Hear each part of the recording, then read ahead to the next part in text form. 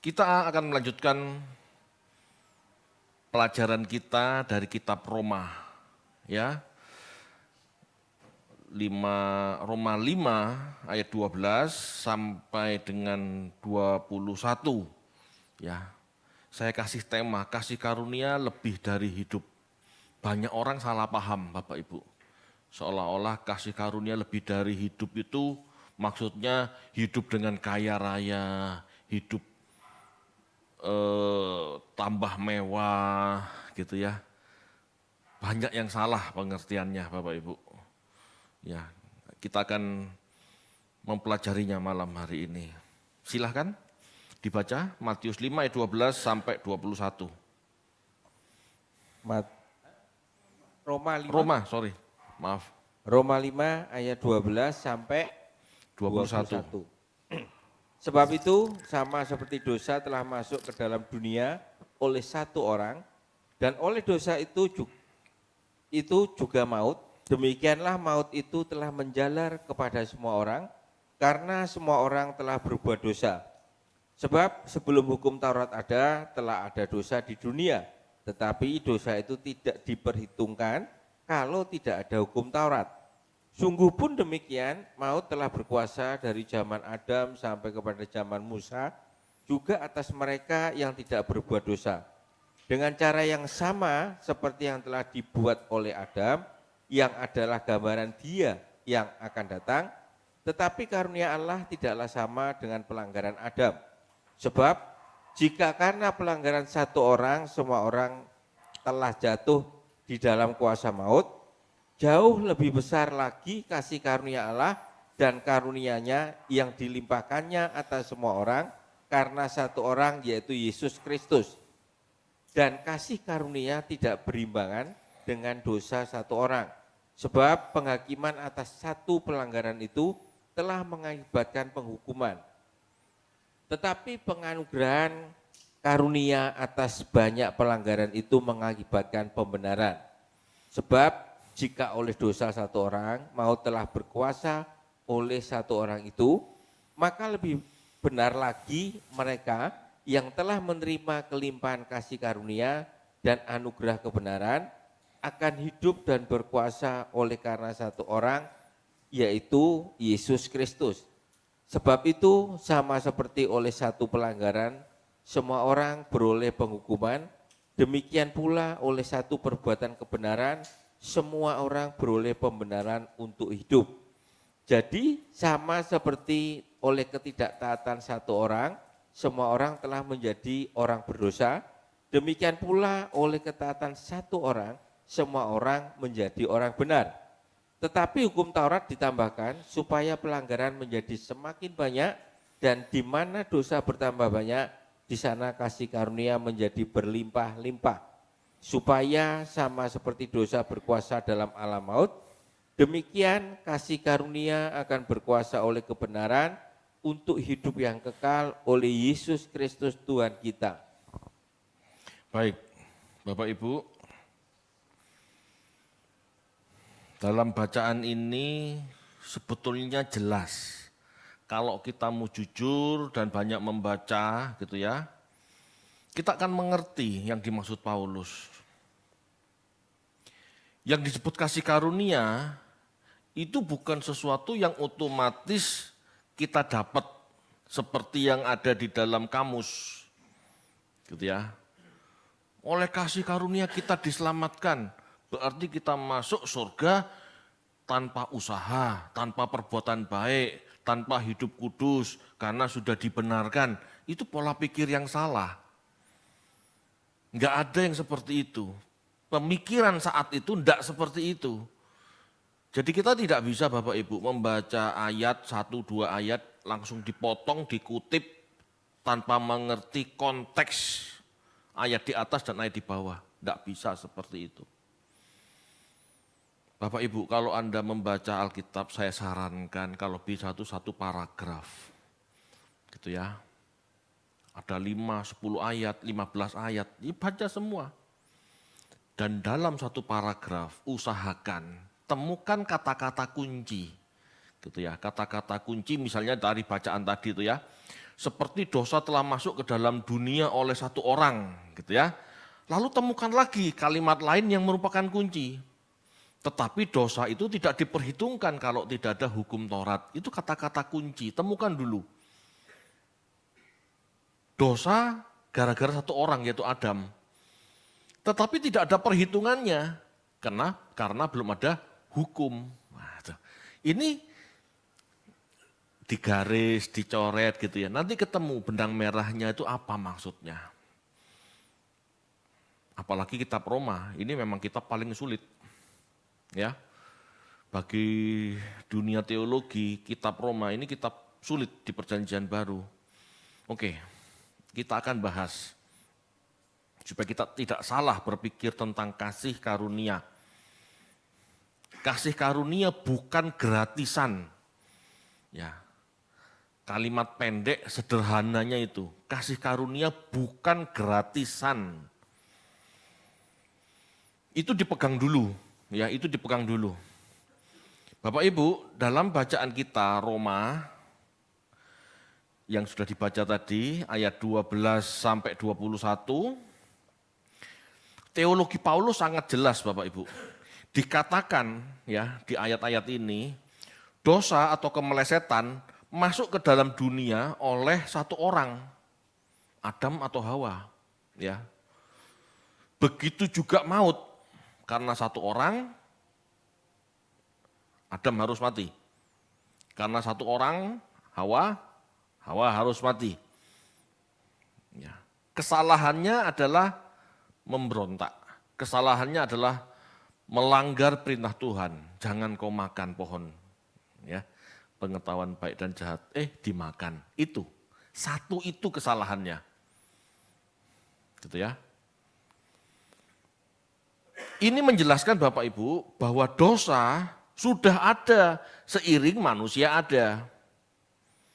Menjalar dari generasi ke generasi melalui cara hidup nenek moyang yang salah. Ya, jadi dari Adam yang sudah melanggar kehendak Allah, ini turun-temurun salah. Pola pikirnya cenderung salah. Pola pikirnya cenderung melanggar kehendak Allah. Gitu ya. Hawa nafsu manusia memimpin. Gitu ya. Hawa nafsu manusia memimpin. Sudah tahu kehendak Allah tidak boleh makan buah itu. Tetapi karena Hawa melihat baik dan enak, baik dan sedap rasanya, dia makan. Itulah manusia. Manusia kita meskipun tahu yang baik dan yang salah, ya yang benar dan yang salah, kita tahu kan, yang baik dan yang jahat kita tahu kan, tapi kadang-kadang tidak bisa kita memutuskan yang baik. Kenapa? Karena kita punya hawa nafsu. Betul enggak? Tahu korupsi itu jalan, ya, tahu korupsi itu jahat, tahu korupsi itu salah. Iya korupsi itu. Kenapa? Ada hawa nafsu, ingin kaya, ingin sukses, ingin tampak lebih baik dari tetangganya. Itu hawa nafsu. Sudah tahu selingkuh salah, masih selingkuh. Kenapa? Ada hawa nafsu. Ada hawa nafsu. Pak, selingkuhan saya lebih cantik, lebih bohai. Ada hawa nafsu. Yang parah lagi, selingkuhannya nggak lebih baik, nggak lebih cantik, nggak lebih bohai. Itu lebih parah kan? Hanya kepingin cari gara-gara itu namanya. Hawa nafsu itu. Nafsu ngajak gelut, bojo, nah itu. Hawa nafsu itu ada Bapak Ibu, jangan dianggap tidak ada. Itu yang membuat otak kita macet. Saya kilaf, enggak mungkin kilaf. Saya kilaf Pak, enggak mungkin kilaf. Masa selingkuh itu kilaf? Kan pasti dia lihat, dia pandang, dia pikir ada kesempatan enggak, baru terjadi selingkuh. Saya kilaf Pak, tidak ada itu. Itu akal-akalan. Bapak Ibu, itu manusia. Manusia diciptakan punya otak. Tetapi dikuasai emosinya. Dikuasai nafsunya. Dikuasai otak limbiknya. Kembali ke situ. Makanya kita harus berpikir lebih baik, lebih benar. Berpikir benar aja belum tentu bisa menahan hawa nafsu loh. Apalagi tidak bisa berpikir benar. Bablas anginnya. Halo. Bapak Ibu, maut yang masuk ke dalam dunia ya, melalui satu orang Adam. Ya, melalui satu orang, keturunannya terpapar dosa, keturunannya terpapar kemelesetan, cara berpikir yang salah. Bapak Ibu, ini menjelaskan bahwa dosa sudah ada seiring manusia ada ya. Jadi dari mana dosa? Ya dari manusia pertama. Ya. Turun-temurun melalui didikan. Orang tua berpikir salah, anak berpikir salah. Gurunya di sekolah berpikir salah, murid-muridnya berpikir salah. Berat jadi manusia itu, karena dari awal sudah salah.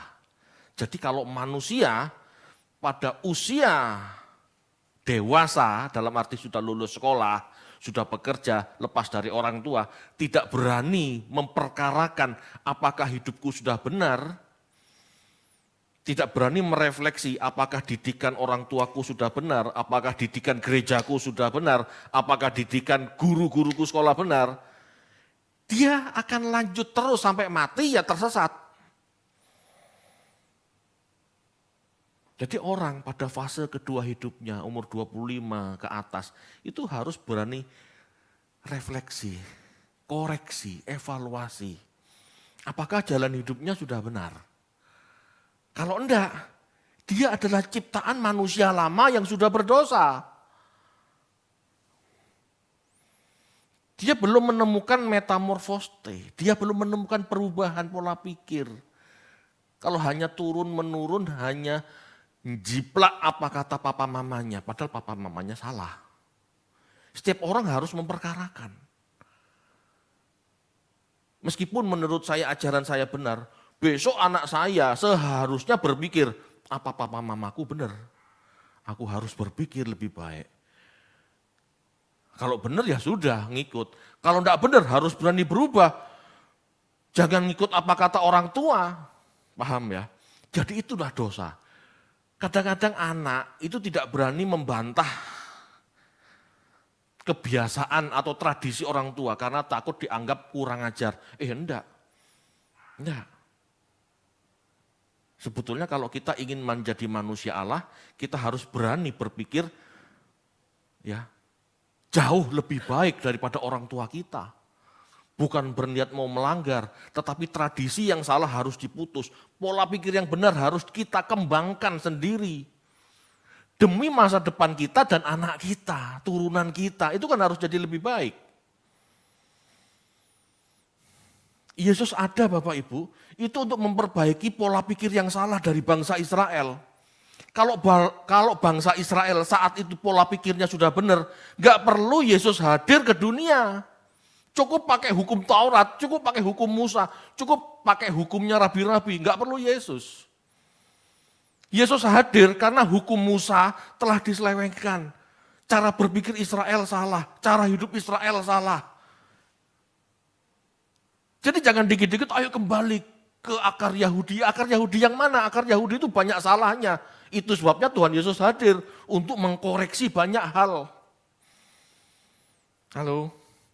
Bisa dipahami ya?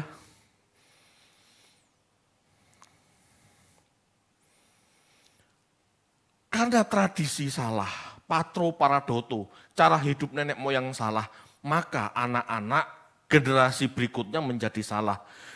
Dan kebiasaan salah ini sudah menjadi karakter manusia. Ini yang berat. Sehingga semua orang berbuat dosa juga. Masalahnya saat itu Bapak Ibu, di zaman Adam, Belum ada hukum Taurat. Sehingga setiap pelanggaran tidak ada perhitungannya. Ya. Ini contoh Bapak Ibu, ini contoh. Di rumah ini ya, di kawasan kita, Agus Salim 116C, gitu ya. Kita enggak pernah membaca ya, ada aturan dilarang kencing sembarangan, belum ada ya. Tapi seandainya ada orang tiba-tiba masuk, kencing sembarangan, tiba-tiba kencing di pojokan situ. Gimana respon kita? Paling-paling sama Hendra diusir keluar gerbang. Cocok gendeng nih, kan gitu ya. Pasti diusir. Itu satu-satunya jalan. Orang yang tidak melakukan sepantasnya, ya diusir keluar.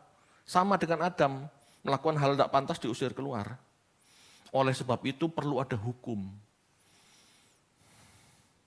Hukumnya misalnya, kencing sembarangan wajib mengkosek. Apa mengkosek itu?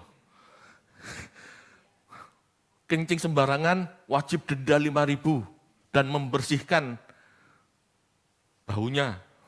Itu hukum. Nah kalau itu hukum jelas, lah orang kencing sembarangan itu loh, ayo mas kamu sudah berbuat salah itu, ya. Bapak Ibu karena di zaman Adam tidak ada hukum, ya Adam harus terpisah dari Allah, begitu saja. Ya. Oleh sebab itu Bapak Ibu di zaman Musa Allah memberi hukum. Oleh sebab itu hukum atau Taurat harus ada sehingga setiap orang sadar bahwa setiap perbuatan itu ada perhitungannya. Kita baca yuk, kita baca lagi. Pasal 5 ayat 13. Roma 5 ayat 13, sebab sebelum hukum Taurat ada, telah ada dosa di dunia. Tetapi dosa itu tidak diperhitungkan kalau tidak ada hukum Taurat. Jelas ya?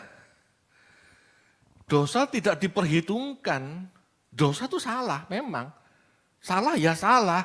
Tapi nggak ada perhitungannya kalau tidak ada hukumnya.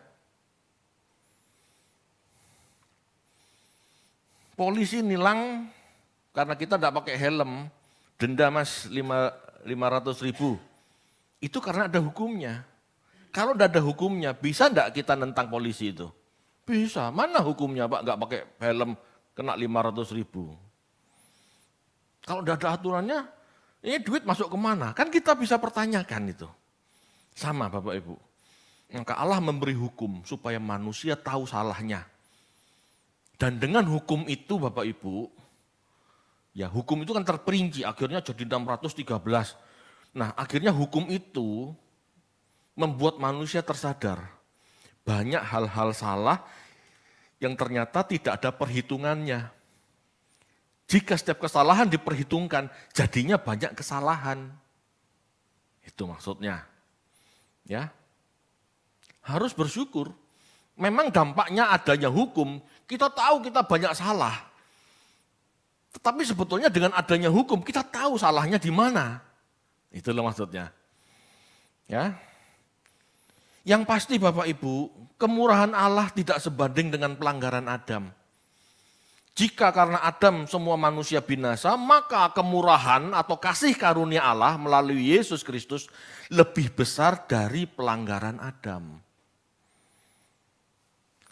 Adam melanggar Allah, melanggar kehendak Allah dengan memberontak, dengan melawan. Jangan makan buah dari pohon itu. Adam makan, itu kesalahannya. Ya. Tetapi kasih karunia Allah melalui Yesus membuat kita mengerti banyak hal lebih dari itu. Ngerti enggak? Adam melakukan pelanggaran, satu pelanggaran. Gitu ya, satu pelanggaran. Tetapi kasih karunia Allah melalui Yesus membuat kita tahu bahwa kita tuh seharusnya bisa berbuat banyak tanpa harus melanggar banyak. Pola pikir Yesus membuat orang berpikir benar sehingga pelanggaran-pelanggaran yang tidak seharusnya kita lakukan bisa kita hindari. Itu maksudnya. Jadi kasih karunia Allah lebih dari pelanggaran Adam, gitu ya. Kasih kemurahan Tuhan membuat manusia, ya, kemurahan atau kasih karunia Allah melalui Yesus lebih besar dari dosa Adam, lebih besar dari kemelesetan Adam. Kasih karunia ini membuat kita mengerti sehingga tidak berbuat dosa seperti Adam berbuat dosa. Padahal Adam berbuat dosa cuma satu. Dengan kasih karunia kita mengerti banyak hal yang seharusnya tidak perlu kita langgar. Halo, paham ya? Kemurahan Tuhan membuat manusia yang menerimanya, ya, kemurahan Tuhan membuat manusia yang menerima kasih karunia itu beroleh hidup. Bukan sekedar hidup, melainkan dengan segala kelimpahan. Ya. Yohanes 10 ayat 10, dibaca dulu yuk.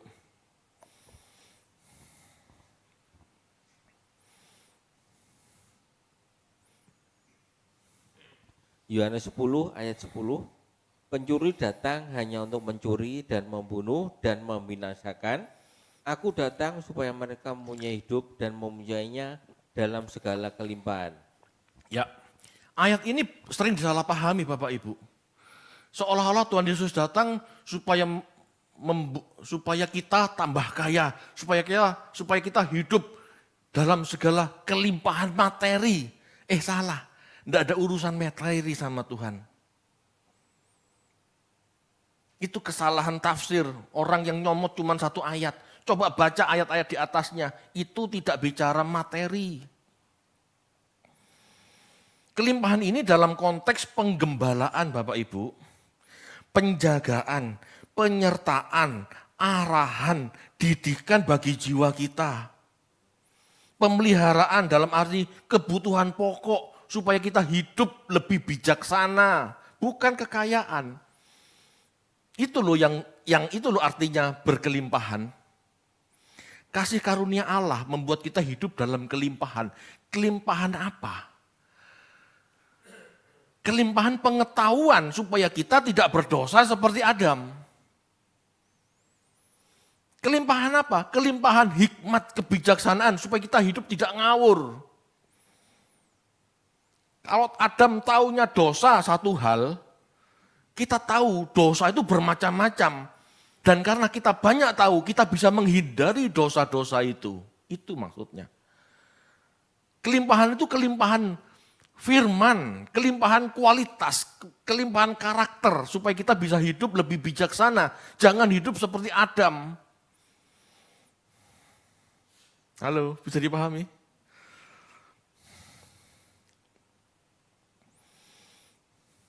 Seseorang yang beroleh kemurahan melalui Yesus, berarti hukuman atas dosanya sudah tergantikan. Yesus yang menanggung hukuman di atas kayu salib. Itu Galatia 3 ayat 13. Ya. Dia dianggap menanggung, ya. Dia dianggap menanggung dosa-dosa kita. Yesus dianggap menanggung dosa-dosa kita. Kayak kita baca aja yuk Galatia 3 ayat 13. Galatia 3 ayat 13, Kristus telah menebus kita dari kutuk hukum Taurat dengan jalan menjadi kutuk karena kita, sebab ada tertulis, terkutuklah orang yang digantung pada kayu salib. Ya, seseorang yang beroleh kemurahan melalui Yesus berarti hukuman atas dosanya tergantikan. Ya, dia orang itu dianggap benar karena digantikan oleh Yesus. Betul ya, ayat ini ngomong seperti itu. Dan bukan hanya dianggap benar, orang tersebut dididik menjadi benar-benar benar. Roma 5 ayat 16.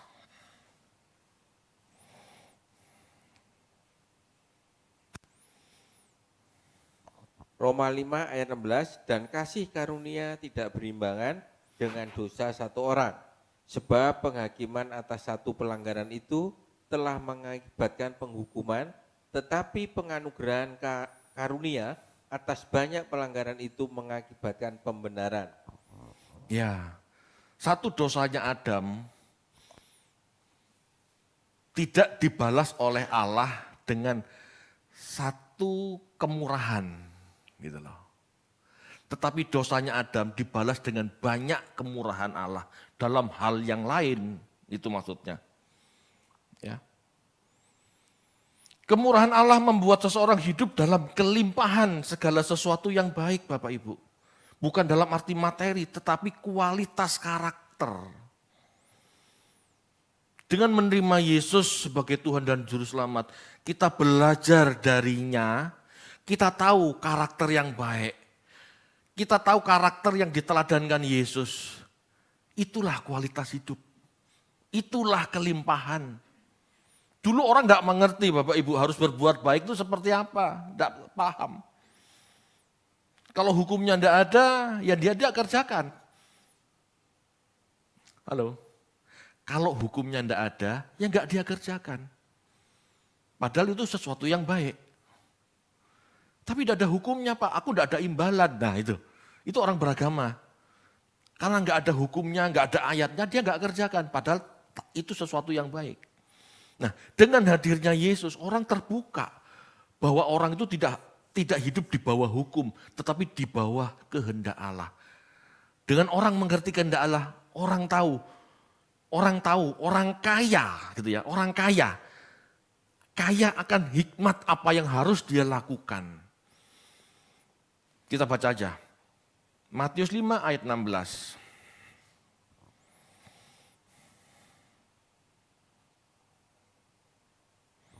Matius 5 ayat 16. Demikianlah hendaknya terangmu bercahaya di depan orang, supaya mereka melihat perbuatanmu yang baik dan memuliakan Bapamu yang di surga. Nah, Tuhan ingin Bapak Ibu, kita ini menjadi terang. Tuhan ingin kita tuh hidup di masyarakat dan memberi teladan bagi masyarakat bagaimana berbuat yang baik supaya Bapa di surga dimuliakan. Halo. Kekristenan ada Bapak Ibu untuk menciptakan manusia yang baik yang bisa menjadi berkat bagi sesama. Hidup menjadi berkat bagi sesama, itulah penyembahan kepada Allah. Halo. Dan apa yang baik itu? Misalnya kita tanya, dalam tradisi apa? Dalam tradisi Yahudi apa? Yang baik itu, kita buka Mika 6 ayat 8.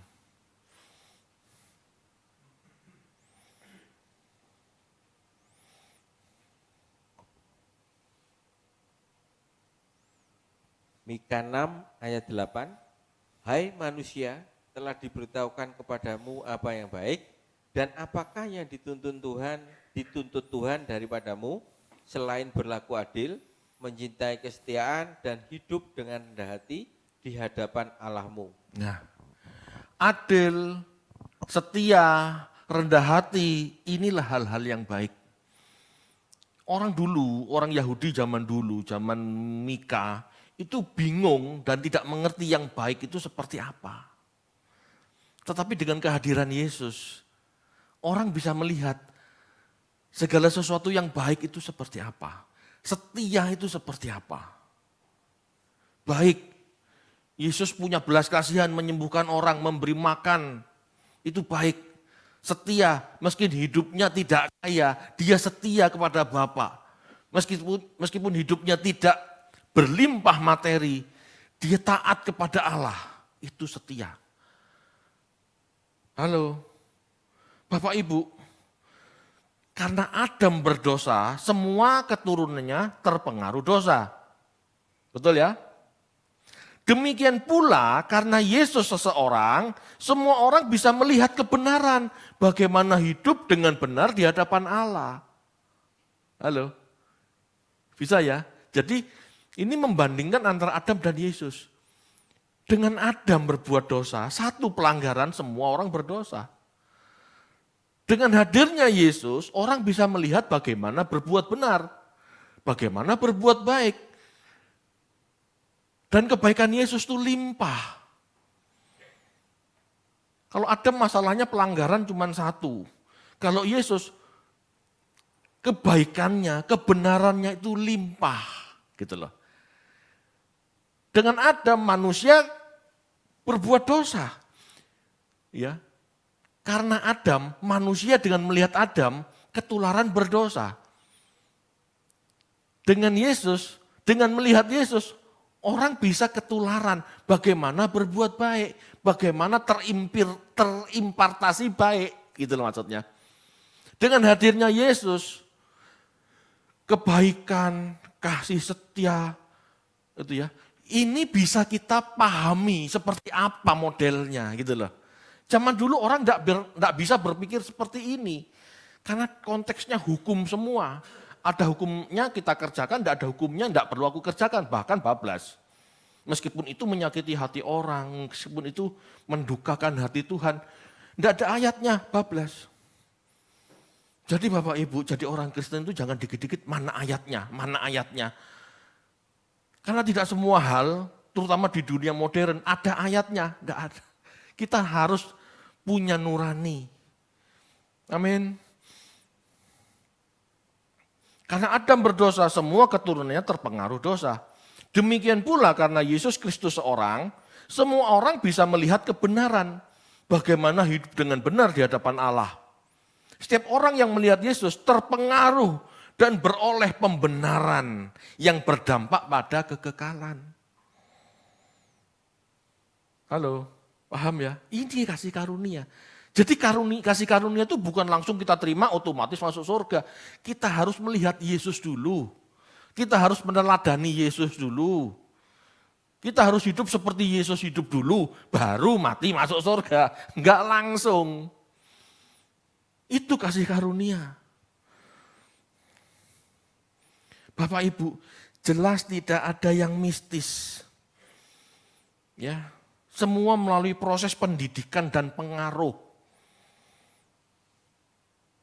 Tidak ada yang mistis tiba-tiba jadi baik, tumpang tangan jadi baik, tidak ada seperti itu. Saya sendiri ngalami Bapak Ibu, dulu pada masa sekolah, saya kan rajin pelayanan juga. Setiap ada pendeta ngetop, saya ini tumpang tangan. Setiap ada altar call, siapa yang mau ke depan, saya datang. Sampai dalam hati saya itu malu-malu sendiri, maksud setiap kali datang ya ke depan, setiap kali minta tumpang tangan. Tetapi setiap kali tumpang tangan, bejat lagi ya bejat lagi. Enggak benar-benar jadi baik. Saya berubah jadi baik usia 40, setelah saya mendengar suara kebenaran. Saya mengerti, enggak mistis, logis, saya bisa berubah. Halo. Tidak ada yang mistis, semua melalui proses pendidikan dan pengaruh. Itulah yang namanya impartasi. Ya. Jika dosa menjalar melalui pengaruh buruk ajaran nenek moyang turun-temurun, demikian pula segala kebaikan juga menjalar melalui ajaran dan pengaruh guru-guru yang benar. Dimulai dari Yesus. Halo, itu maksudnya. Tidak ada yang mistis, tumpang tangan berubah, didoakan berubah, tidak ada. Doa bagi bangsa, supaya bangsa berubah. Apakah bangsa ini berubah? Tidak. Korupsinya tambah parah, bensinnya dicampur. Berubah apanya? Berubah tambah parah yang iya. Apa kurang berdoa? Tidak. Apakah doa berdampak? Tidak. Jika tidak ada pendidikan moral dan mental yang baik, tidak akan. Dan itu harusnya sejak dini. Harusnya sejak dini, sejak TK anak diajari antri, sejak TK anak diajari buang sampah sembarangan. Sejak TK anak harus diajari kalau bukan barangnya tidak boleh diambil. Betul enggak? Kebiasaan itu harus dilatih. Kebiasaan yang baik harus dilatih. Indonesia kan enggak. TK harus belajar, TK harus bisa membaca, TK harus bisa matematika, kan itu. Padahal Jepang yang terkenal pinter, enggak juga kayak begitu. Finland yang pendidikannya bagus, juga enggak kayak begitu. Bahkan Finland ya, SD itu enggak dikasih PR. Pulang harus bermain, harus.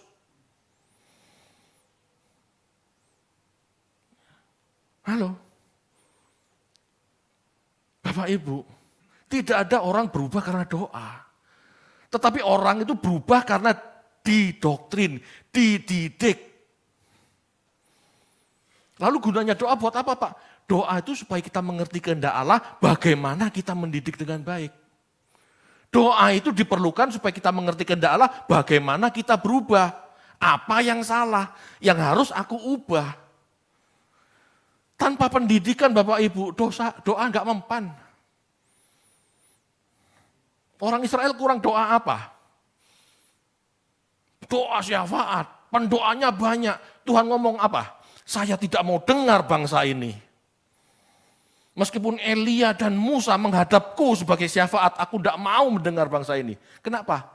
Moralnya tidak beres, tidak bisa berubah. Selama moral tidak beres, orang tidak bisa berubah. Selama karakternya nggak ngerti mana benar mana salah, tidak bisa berubah. Tuhan nggak mau main paksa dengan mistis merubah orang. Halo? Tuhan mau kita tuh melihat dan bertindak yang baik. Itu kasih karunia. Kalau orang bisa melihat yang baik, orang terimpartasi yang baik, dan orang melakukan yang baik, disitulah perubahan terjadi. Nggak ada yang mistis. Sama seperti murid-murid ikut Rabi Yesus. Sehari-hari murid-murid itu mendengar pengajaran Yesus, melihat perbuatan gurunya, dan ada pengaruh positif dari Rabi Yesus kepada murid-muridnya. Halo? Murid-murid Yesus, Bapak Ibu, semenjak ikut Rabi Yesus, dia keliling-keliling sama Yesus. Dia sehari-hari sama Yesus loh. Disitulah dia belajar bagaimana Yesus hidup. Ada impartasi moral. Ada impartasi tindakan atau perbuatan. Oh, Yesus melakukan ini. Oh, sikapnya Yesus begitu. Kalau sama orang dimusuhin. Oh, Yesus merespon seperti apa? Ini ditiru sama muridnya. Ini loh pendidikan yang harus dimiliki setiap orang. Dengan kita hidup keberkelimpahan Bapak Ibu, berkelimpahan karakter yang baik maksudnya. Setiap orang bisa melihat teladan, itu maksudnya. Dengan melihat pendeta yang baik, jemaat bisa melihat itu maksudnya hidup yang benar. Ada perubahan. Meskipun ya tidak otomatis berubah, sekali lagi kan mau berubah atau tidak, tergantung kemauan ya. Ya. Sama seperti murid-murid ikut Rabi Yesus, sehari-hari mendengar pengajaran dan melihat perbuatan gurunya. Ada pengaruh positif. Murid-murid bisa melihat pola pikir yang benar. Murid-murid bisa melihat kebiasaan Yesus yang benar.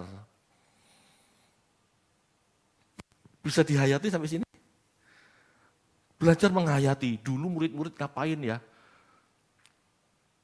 Murid-murid itu Bapak Ibu setiap hari ikut Yesus.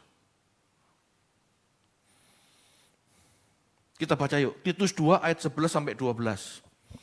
Yesuslah kasih karunia Allah. Kasih karunia itu ngapain sih? Nah ini lo perlu. Titus 2 ayat 11 dan 12. Ya. Karena kasih karunia Allah yang menyelamatkan semua manusia sudah nyata, Ia mendidik kita supaya kita meninggalkan kefasikan dan keinginan-keinginan duniawi, dan supaya kita hidup bijaksana, adil dan beribadah di dalam dunia sekarang ini. Jelas? Kasih karunia oleh Yesus. Berarti impartasi yang harus Yesus kerjakan supaya manusia berubah, itu telah nyata. Yesus, sang kebenaran itu mendidik kita supaya kita meninggalkan kefasikan, keinginan duniawi, hidup bijaksana, adil, saleh. Mendidik Bapak Ibu, kasih karunia itu mendidik, bukan doa, mendidik. Saya bukan anti doa ya, tapi ayo kita tempatkan doa pada tempatnya. Doa itu evaluasi kita ya. di hadapan Allah supaya kita tahu kita ini masih yang tidak berkenan yang mana gitu loh. Doa harus kita tempatkan pada tempatnya, yaitu sarana untuk mengetahui, sarana untuk mengevaluasi diri kita. Adakah yang salah di hadapanmu Allah? Adakah yang salah di hadapanmu Bapak? Itu doa. Halo, tapi yang namanya kasih karunia tidak bisa gitu ya, hanya dengan doa. Kita harus melihat teladan, kita harus dididik. Kasih karunia Allah yang menyelamatkan semua manusia sudah nyata. Ia mendidik kita. Halo. Ini saya agak ngarang Bapak Ibu, saya cuma menempatkan pada tempatnya. Karena kekristenan zaman sekarang terlalu mistis. Mari kita periksa diri kita. Apakah kita sudah hidup dalam kasih karunia? Apakah kita sekedar hidup? Apakah kita cukup merasa dianggap benar saja tanpa merasa perlu hidup benar? Kebanyakan orang Kristen kan seperti ini. Hidup sekedar hidup, ya hidup yang sekedar hidup seperti umumnya manusia tanpa Allah. Apakah itu kita? Apakah kita hidup sekedar hidup seperti umumnya manusia yang tidak mengenal Allah? Kebanyakan orang Kristen masih begitu. Tapi merasa dalam kasih karunia. Enggak loh. Kalau orang Kristen yang benar-benar hidup dalam kasih karunia, dia hidup dalam didikan Allah. Dia tahu yang benar yang salah. Dia mengerjakan yang benar dan meninggalkan yang salah. Titus mengatakan itu. Ya, Titus mengatakan, iya mendidik kita supaya kita meninggalkan kejahatan. Kefasikan itu kan kejahatan. Meninggalkan kejahatan. Asebeyan. Meninggalkan ketidaksalehan nama artinya. Ini dalam ya, bukan sekedar meninggalkan hukum. Meninggalkan kejahatan. Meninggalkan ketidaksalehan. Saleh itu hidup sesuai kehendak Allah, coram deo, memperkarakan setiap tindakan apakah menyenangkan Allah atau tidak. Meninggalkan ketidaksalehan berarti meninggalkan cara hidup yang tidak Allah kehendaki. Bukan sekedar dilarang hukum, orang yang hidup saleh bukan sekedar hidup taat hukum, orang yang hidup saleh berusaha apa yang dia kerjakan, apakah Tuhan senang? Apakah tindakanku menyenangkan Tuhan? Meskipun gak ada hukumnya, apakah yang aku lakukan menyenangkan Tuhan? Meskipun tidak ada hukumnya, apakah yang aku lakukan mendukakan hati Tuhan? Itu yang kita kerjakan. Ya. Kita harus meninggalkan kejahatan, meninggalkan ketidaksalehan. Maksudnya apa? Ya harus hidup saleh. Hidup selalu ingin menyukakan hati Tuhan. Hidup selalu ingin jadi berkat. Seperti Allah ingin memberkati semua orang. Itu yang dipikir. Apakah aku bertindak begini jadi berkat? Atau malah menyakiti hati orang? Kalau menyakiti hati orang, ya aku tinggalkan. Aku berbuat sesuatu yang menyenangkan Tuhan. Orang saleh itu Bapak Ibu, hari-hari hidupnya hanya ini loh yang dipikir. Bagaimana jadi berkat? Bagaimana menyenangkan Tuhan? Bagaimana sesamaku tertolong? Itu loh hidup saleh. Meninggalkan keinginan dunia, dikatakan begitu ya. Di Titus tadi kan gitu, meninggalkan keinginan dunia. Kosmikos epitumias bahasa aslinya. Sikap ini berlawanan dengan hidup kelimpahan yang Tuhan maksud. Ya. Hidup kelimpahan bukan berarti memuaskan nafsu daging. Meninggalkan keinginan dunia berarti meninggalkan nafsu daging. Segala keinginan daging adalah musuh Allah. Kita baca yuk, 1 Yohanes 2 ayat 16.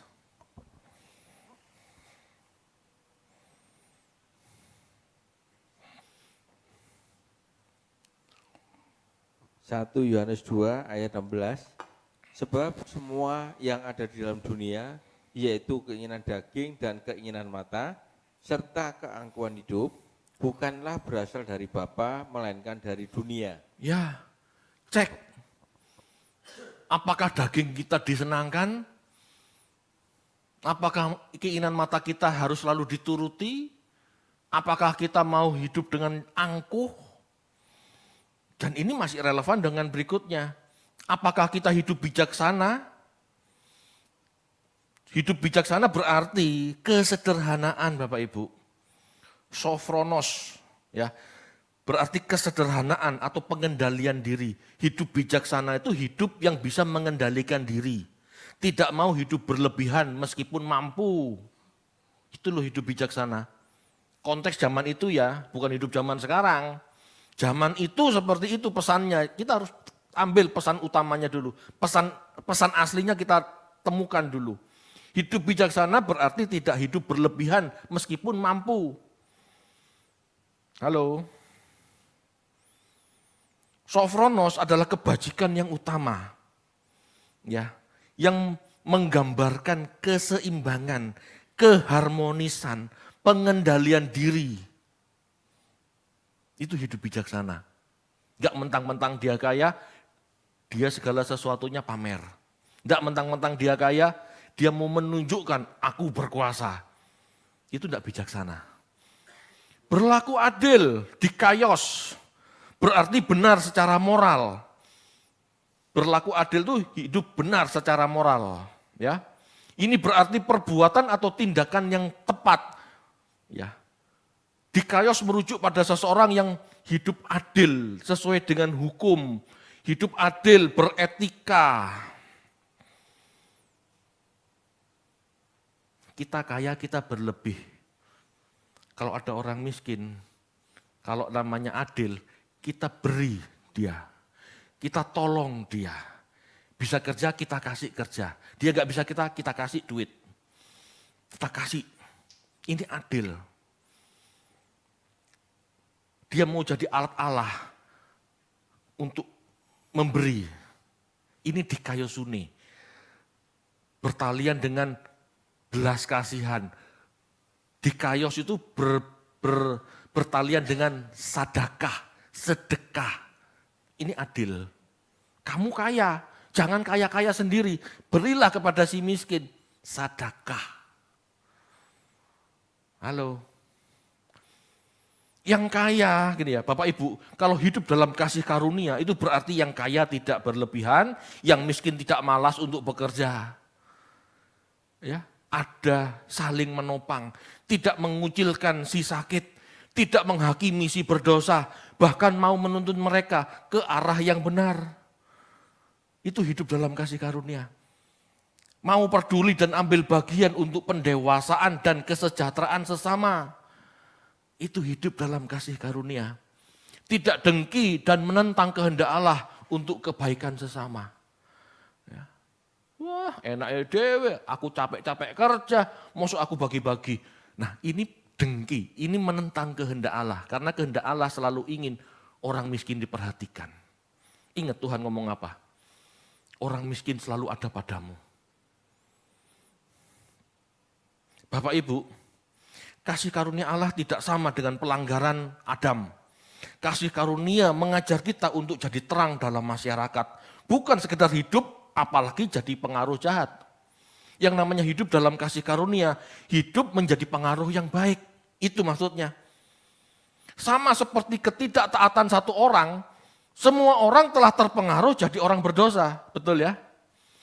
Demikian pula oleh ketaatan satu orang Yesus, semua orang terpengaruh menjadi benar.